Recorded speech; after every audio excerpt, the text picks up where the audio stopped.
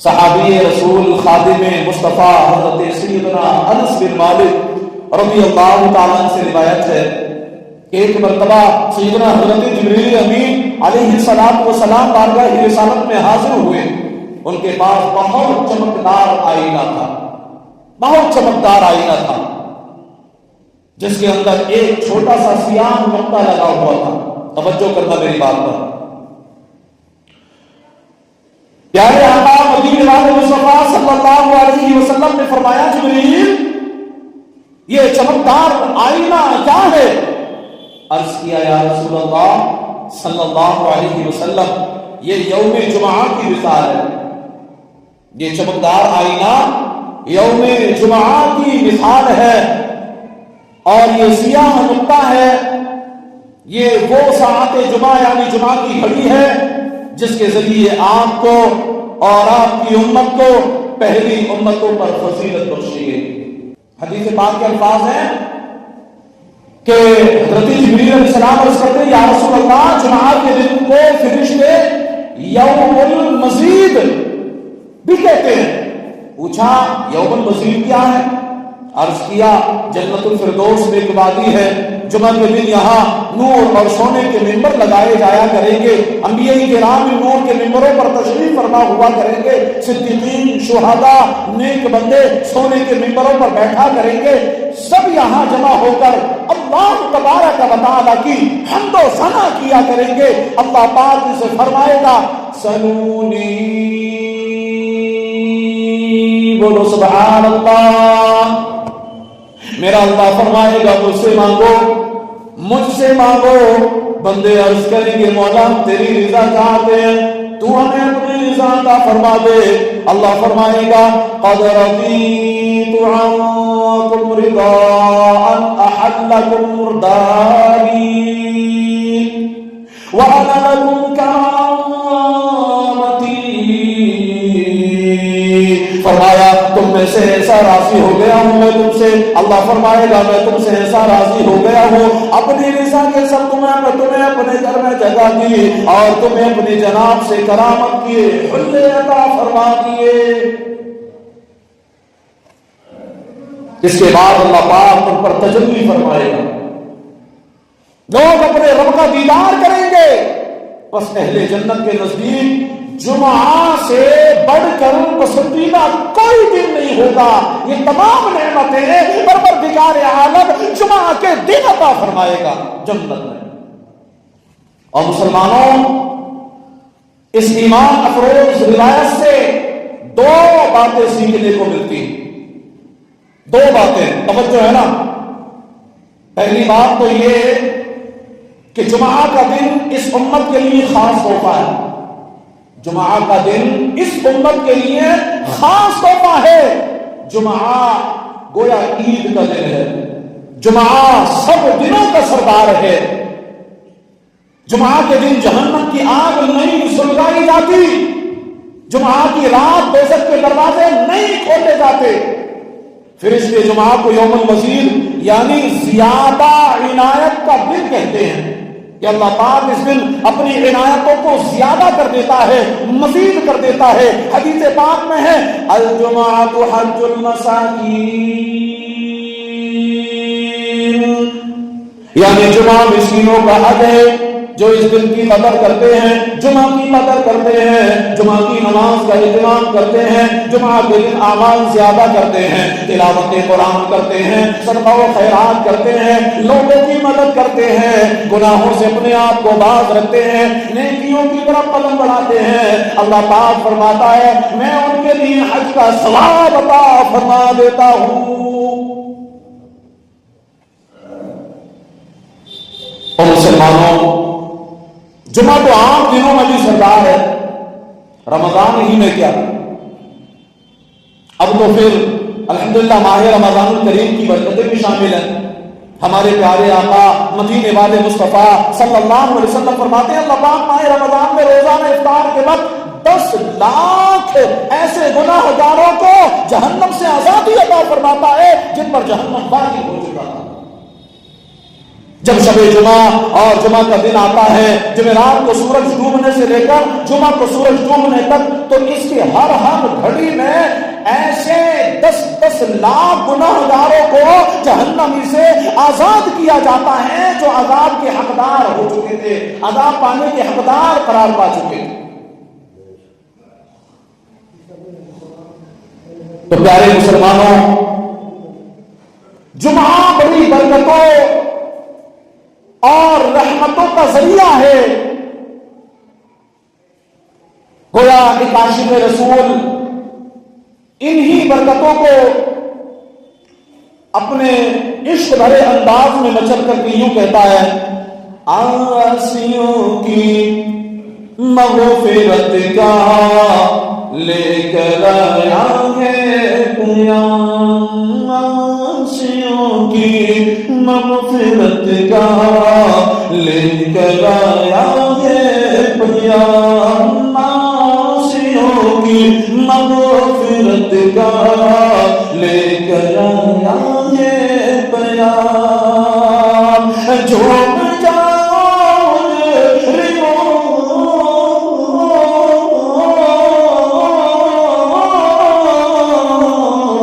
جھوم جاؤ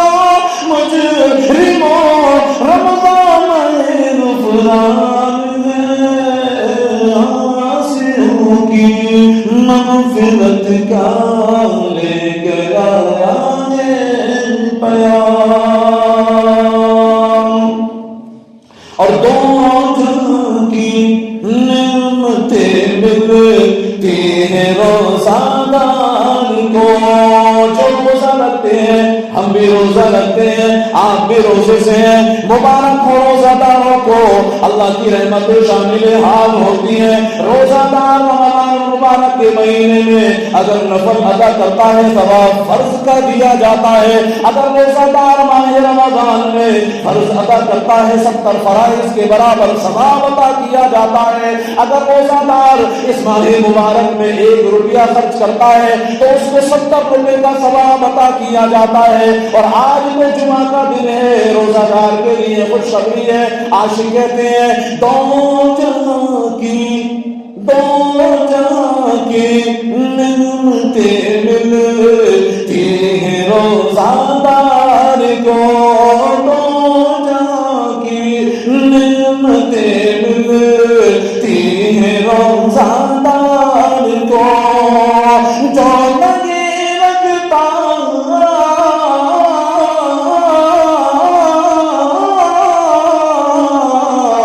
جو لگے رکھتا ہے روزہ وہ بڑا نادان ہے، جھوم جاؤ مجرموں رمضان غفران ہے۔ اللہ پاک ہمیں ماہ رمضان کی بھی قدر نصیب فرمائے اور جمعہ کے دن کی بھی قدر نصیب فرمائے۔ جمعہ کے دن کرنے والے کچھ کام ہوتے ہیں جن کے کرنے سے رب راضی ہوتا ہے، اس کے محبوب صلی اللہ علیہ وسلم کی رضا نصیب ہوتی ہے، جیسے کہ جمعہ کے دن امامہ باندھنا، کہ جمعہ کے دن امامہ باندھیے کہ روز جمعہ امامہ باندھنے والوں پر فرشتے درود بھیجتے ہیں، ناخن تراشیے، غسل کیجئے، نیا لباس دھلا ہوا پہنیے، مریض کی عیادت کیجئے، موقع ملے تو نماز جنازہ میں شرکت کیجئے، سورہ کہف شریف کی تلاوت کیجئے، سورہ یاسین شریف کی تلاوت کیجئے۔ ایک اہم عمل یہ کہ ساعت جمعہ میں دعا مانگیے، ساعت جمعہ میں دعا مانگیے، یہ بڑی اہم عبادت ہے۔ اس کے تعلق سے نبی پاک صلی اللہ علیہ وسلم نے ارشاد فرمایا الدعاء مخ العبادہ، دعا عبادت کا مغز ہے، دعا عبادت کا لفظ ہے۔ بندہ جب دعا مانگتا ہے اللہ پاک اس کی تقدیر کو بھی بدل دیتا ہے دعا کے سکتے۔ تو دعا مانگیے، دعا کب مانگنی ہوتی ہے؟ مفسر شہیر حکیم الامہ مفتی احمد یار خان نعیمی علیہ رحمت و رضوان لکھتے ہیں کہ اس ساعت سے متعلق علماء کے 40 قول ہیں۔ بولے کتنے ہیں؟ دعا قبول ہونے کہ دعا قبول ہونے والی ساعت کون کون سی ہوتی ہے، اس کے تعلق سے علماء کرام کے 40 قول ہیں، جن میں سے 2 قول زیادہ قوی ہیں۔ وہ یہ کہ نمبر 1 دونوں خطبوں کے درمیان دعا مانگی جائے، نمبر 2 سورج ڈوبنے کے وقت دعا مانگی جائے، یعنی جب ہم افطار کرتے ہیں تو جب افطار کے لیے بیٹھیں تو ہو سکے تو افطار کے لیے دسترخوان سجا دیا جائے اور دسترخوان پر افطاری کے سامان کو سجا دیا جائے، 10 منٹ پہلے ہی بیٹھا جائے اور دعا مانگی جائے کہ اللہ پاک اس وقت میں دعا قبول فرماتا ہے۔ یہ قبولیت کی گھڑی ہوتی ہے، بندہ جو دعا مانگتا ہے اللہ پاک اس کو قبول فرماتا ہے۔ اچھا، یہاں جو 2 خطبے کے درمیان دعا مانگی جائے اس کے تعلق سے مسئلہ بھی سن لیں کہ مقتدیوں نے خطبوں کے دوران دعا دل میں مانگنی ہے، یوں ہاتھ اٹھا کر کے دعا مانگنا شروع نہیں کر دینا، کیونکہ خطبے میں یہ روا نہیں، یہ جائز نہیں کہ کوئی ایسا عمل کیا جائے جو شریعت کو ناپسند ہو، تو دل ہی دل میں خطبوں کے درمیان دعا مانگی جائے، ہونٹ بھی نہ ہلائیں اس میں، کیونکہ جب ہم دل ہی دل میں دعا مانگیں گے، کوئی جانے نہ جانے رب تو جانتا ہے نا، دعا بھی اسی سے مانگنی ہے، قبول بھی وہی فرمائے گا، تو اب ہمیں صدق دل کے ساتھ ان دونوں خطبوں کے درمیان میں جو وقفہ ملتا ہے اس میں دعا مانگنی ہے، اللہ پاک ہماری دعا کو قبول فرمائے گا۔ اس روایت سے دوسری بات یہ سیکھنے کو ملی کہ ہمارا دل جنتی نعمتوں کے بارے میں للچانا چاہیے۔ ہم انسان ہیں نا، ہمارے دل للچاتے ہیں، بڑی گاڑی دیکھ کر دل للچا جاتا ہے، کیا شاندار گاڑی، کاش میری بھی ایسی گاڑی ہو جائے، یوں دل میں خیالات آتے ہیں، یوں دل میں تمنائیں ابھرتی ہیں، تمنائیں پیدا ہوتی ہیں، ہماری بھی ایسی گاڑی ہو جائے، غربت کے دن چلے جائیں، پریشانی کے دن چلے جائیں، ہماری بھی یہ نعمت ہم کو بھی حاصل ہو جائے۔ کسی کا بنگلہ دیکھا تو بنگلے کو دیکھ کر کے یوں دل میں للچاہٹ آتی ہے، تمنا آتی ہے کاش ہمارا بھی ایسا بنگلہ بن جائے۔ کسی کا اچھا خوبصورت گھر دیکھا تو اس گھر کو دیکھ کر کے دل میں تمنا پیدا ہوتی ہے، اور اگر مال و دولت کی کسی کے پاس کثرت دیکھی یا کسی کا لگژری لائف اسٹائل دیکھ کر منہ میں پانی آ جاتا کہ کاش ہماری لائف بھی ایسی اچھی ہو جائے، پریشانیاں دور ہو جائیں، ہماری زندگی بھی خوبصورت بن جائے۔ بڑے عہدے کے لیے دل للچاتا ہے، عزت و شہرت کے لیے دل للچاتا ہے، اور پتہ نہیں کیا کیا دیکھ کر کے دل للچاتا ہے، امنگیں اٹھتی ہیں، تڑپ پیدا ہوتی ہے۔ اور مسلمانوں، دل للچانا چاہیے، دل للچانا چاہیے، مگر ان دنیاوی اور فانی اور عارضی چیزوں کے لیے نہیں، ان دنیاوی چیزوں کے لیے نہیں، فانی چیزوں کے لیے نہیں، عارضی چیزوں کے لیے نہیں، بلکہ جنت کے لیے للچانا چاہیے، جنت کے لیے للچانا چاہیے۔ اللہ پاک نے قرآن پاک میں جنت کا ذکر فرمایا، اللہ پاک نے اپنے مقدس کلام میں جنت کا ذکر فرمایا، جنتیوں کو ملنے والے انعامات کا ذکر فرمایا، اور پھر ذکر فرمانے کے بعد میں فرمایا وَفِي ذَلِكَ فَلْيَتَنَافَسِ الْمُتَنَافِسُونَ،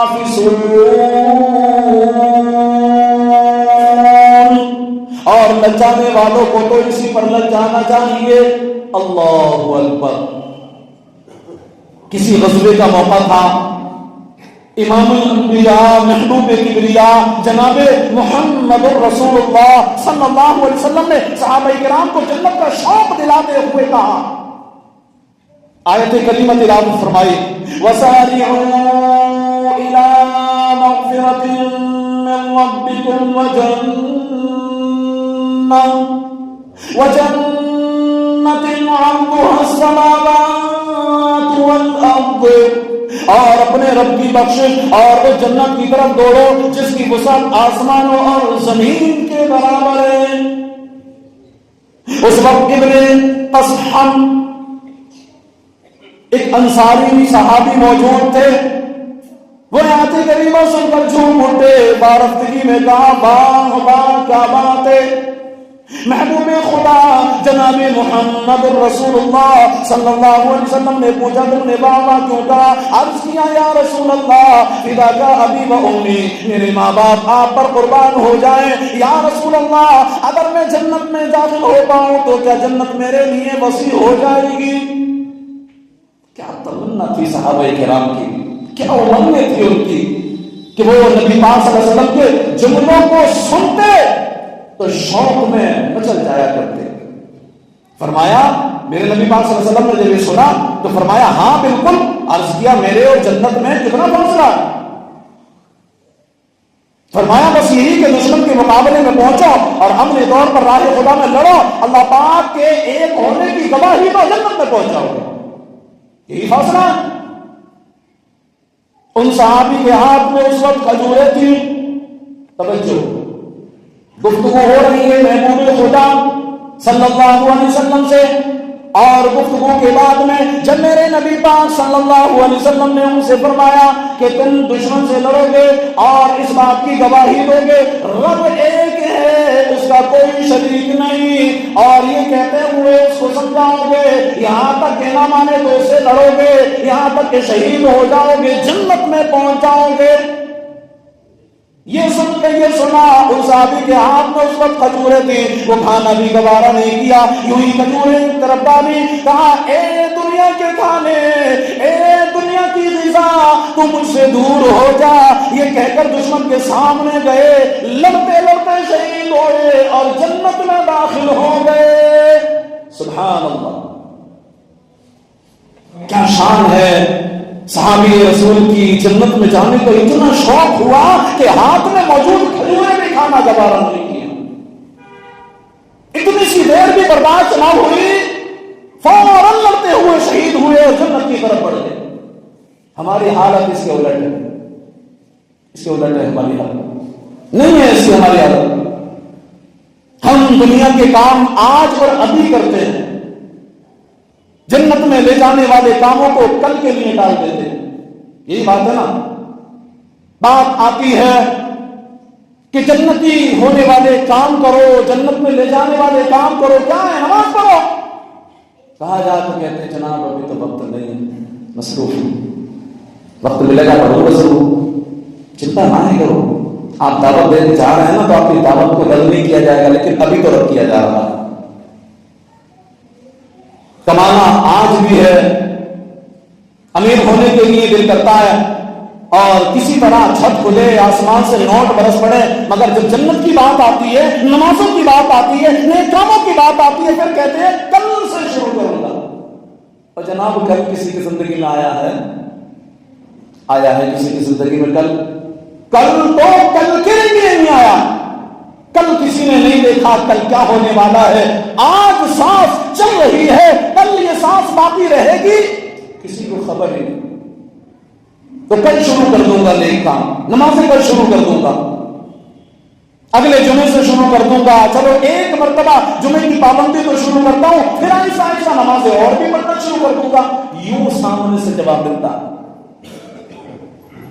بعض کو نیک بندے کے لیے بڑھاپے کا انتظار کرتے ہیں کہ بوڑھا ہوگا، بڑھاپا آ جائے گا تب نیک کام شروع کر دیں گے، حج بھی کریں گے، نمازوں کی بھی پابندی کریں گے، صدقہ بھی دیا کریں گے، مسجد میں پڑھائیں گے.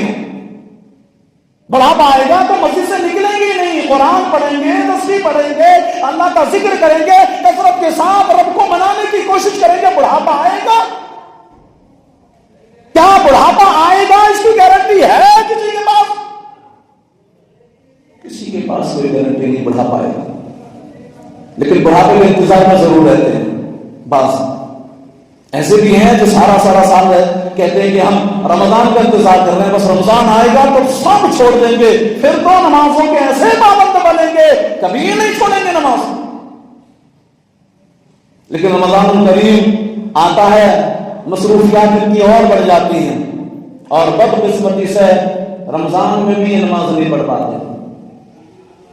یہ ہمارا ایک عمومی رویہ ہے، ہم دنیا کے کام پہلے اور آخرت کے کام بعد میں رکھتے ہیں.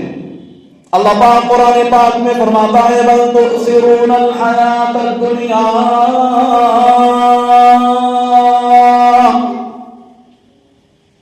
بلکہ تم دنیاوی زندگی کو ترجیح دیتے ہو. دنیا کے بن کر رہ گئے، تم نے دنیا کو کمایا، دنیا سے جی لگایا، دنیا کی محبت تم نے اپنے دلوں میں بسائی. اور نادان انسان سن لے، یہ دنیا کسی کی نہیں ہوئی، یہ دنیا بے وفا ہے، یہ دنیا کسی کے ساتھ وفاداری نہیں کرتی. آج تم نے مال کے ذخیرے اکٹھا کر لیے, آج تم نے بینک بیلنس بڑھا لیے, آج تم نے مکانات کو عمدہ کر لیا, کیا معلوم کل تمہاری سانس رک جائے, یہ مال یہی رہ جائے گا, یہ لگژری گاڑیاں یہی رہ جائیں گی, یہ مالوں کے ڈھیر یہی رہ جائیں گے. جانا اگر ہے تو تمہارے نیک اعمال تمہارے ساتھ جائیں گے. جس کی تیاری کرنا چاہیے کرتے ہی نہیں. تو اللہ کا قرآن کہتا ہے بل تؤثرون الحیات الدنیا,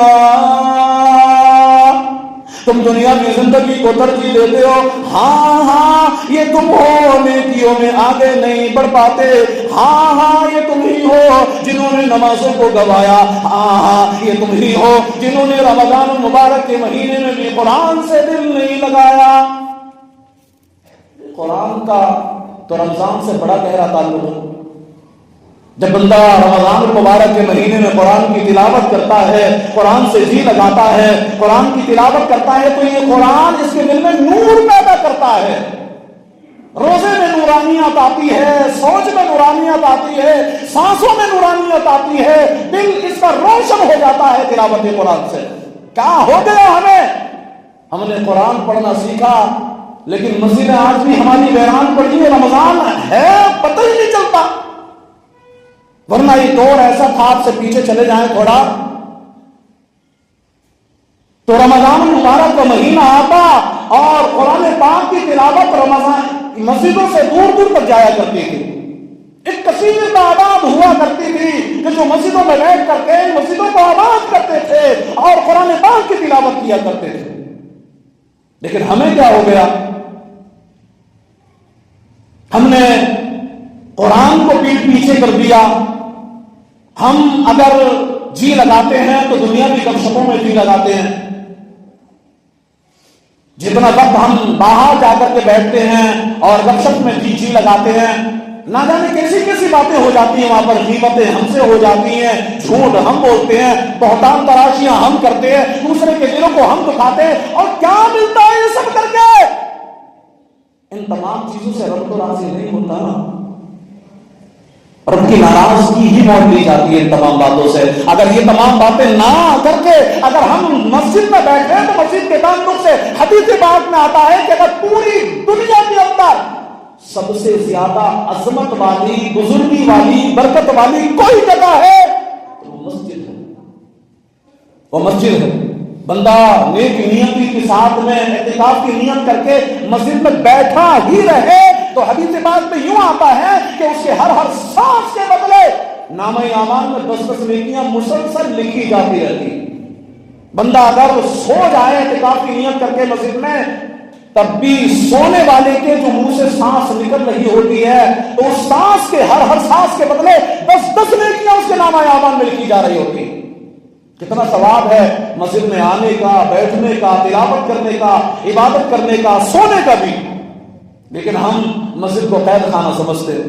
ابھی دیکھو جمعہ کی نماز ہو جائے گی, دعا بھی بڑی کٹھن لگتی ہے مولانا عباس اسلام والے کو. بس یوں ہوتا ہے کہ دروازے کے سامنے بھی کھڑا نہیں ہونے کا, ورنہ پتہ نہیں کیسے ایکسیڈنٹ ہو جائے, کیسے ٹکر ہو جائے, سب بھاگنا شروع کر دیتے. اور کیا ہو گیا تمہیں؟ تم کیا نبی پاک صلی اللہ علیہ وسلم کی امتی نہیں ہو, ان کی سنتوں کو فالو کرنے والے نہیں ہو؟ رمضان کے مہینے میں تو کم از کم اپنے آپ پر رحم کرو. مسجد میں آتے ہیں پوری نماز بھی نہیں پڑھتے. یہ شرم کی بات ہے, یہ شرم کی بات ہے. اللہ پاک ہم سب کو ماہ صیام, ماہ رمضان کی قدر کرنے اور صحیح معنوں میں سے گزارنے کی توفیق عطا فرمائے.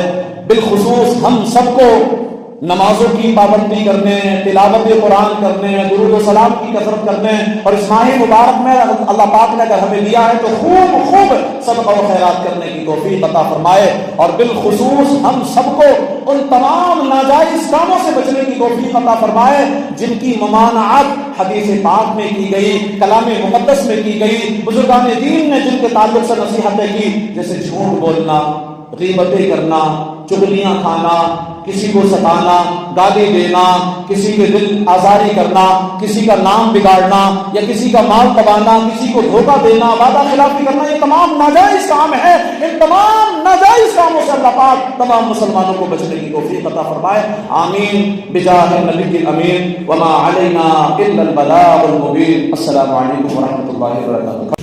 مصطفیٰ جان رحمت لاکھوں سلام، شمع بز میں ہدایت پہ لاکھوں سلام، شمع بز میں ہدایت پہ لاکھوں سلام، شکر یار عرب تاجدار